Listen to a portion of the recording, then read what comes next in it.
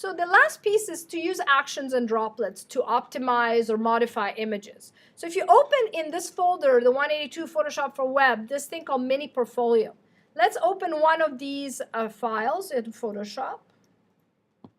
And let me say that I tell you, I want you to modify this file to be at a different resolution, for example, or at a different size. Let's say we're creating thumbnails for your web portfolio, and so that when people mouse over those thumbnails, you see the image bigger. So I need to use all these images in a smaller format as much as a bigger format, right? So what I need to do is, first of all, image size. How big is this image? Is 379 by 500 pixel. If this was a tiny thumbnail on a website, it would be more like 200 wide, at the most, 200. But let's do 150. So if I want to, I can do 150 and say OK, and it will shrink it down. So if I have a bunch of images like that, I have to open each one and do it. I'm going to do Apple Z. Or you can go under Window Actions. Sorry, where is it? Actions. Sorry, I was right on it. And you have a series of pre-made actions that I talked about in the past. Inside default action, you have how to make a sepia tone, how to create a certain effect. Here's a sepia toning. But what also you could do is you go on this menu here and say New Action. Is under Actions. So you need to go in Window Actions. And then you go into the options in that palette and say New Action. And here it's going to tell you, how do you want to call it? I'm going to call it Image IMG Thumb for thumbnail size. In fact, I could say even size. I generally am very specific. So I'm going to say record right now. Now, be very careful what happens down here when you hit that record button. This guy turns red. That means whatever you do now is going to be recorded somewhere. So watch out. Do not mess it up.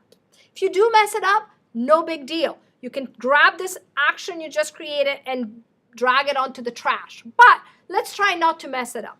So I'm going to do what I did earlier. I'm going to go in image size, and I'm going to do the same thing. I'm going to type 150. Right here, right? And I'm going to say OK. And then I'm going to stop that action. The record button is still recording. I'm going to hit the stop button. So this action says, change the image size to whatever it is to having a width of 150. So now, if I open any others of these, if I open the following image, I'm going to open actually Boingo right now. And I'm going to grab that action from the very top, not when you open it, just from the very top. And I'm going to hit the play button right now. It changes it. If I go and grab another one, like the bubonic plague PST, and I'm going to do the same thing,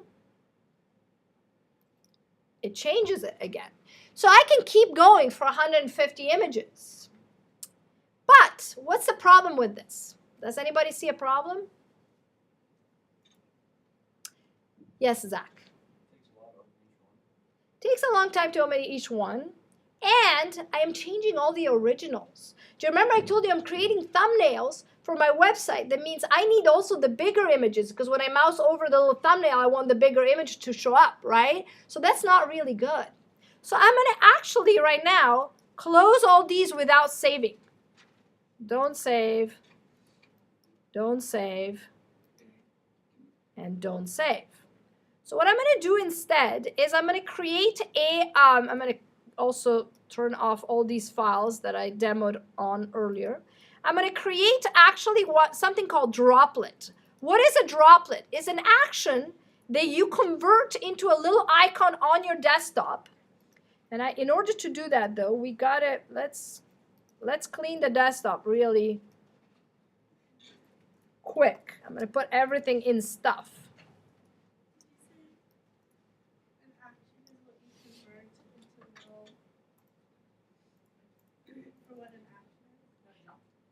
A droplet is the ability to convert an action into a icon that when you put a whole folder with 300 images in it, or as many images as you need, whenever you put the entire folder onto that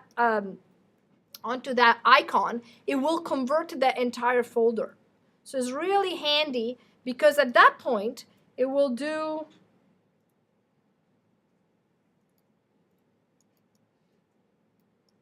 telling me that I have a bunch of copies. Stop. Okay, so it's clean enough that we can sort through it. So right now I'm going to take this actions I had. So I'm going to go back into my action palette.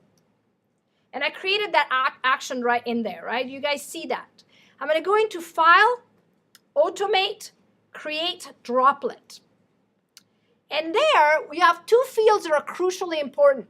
One is choose where you want your droplets to go. And I was cleaning the desktop to give you a hint that I obviously would like to have it on the desktop. And I'm going to call it just the same way, image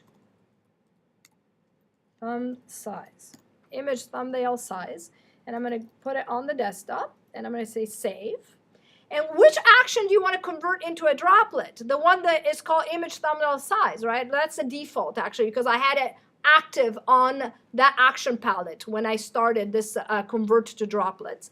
Destination, where do you want your images, the changed images, to land? So I'm going to say folder, and I'm going to say choose, and I'm going to create a new folder on my desktop that I'm going to call images reduced.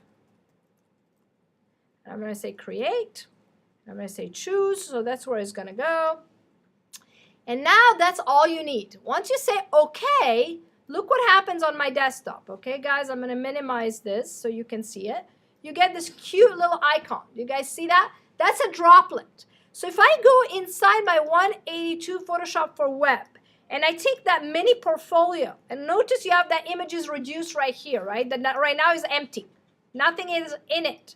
But whenever I take that folder that could have 5 to 300 to 500 images, it doesn't matter. Once I take that folder and I drag it onto the droplet, it's going to start firing up all the images, as you can see in the background, and getting them shrunk down.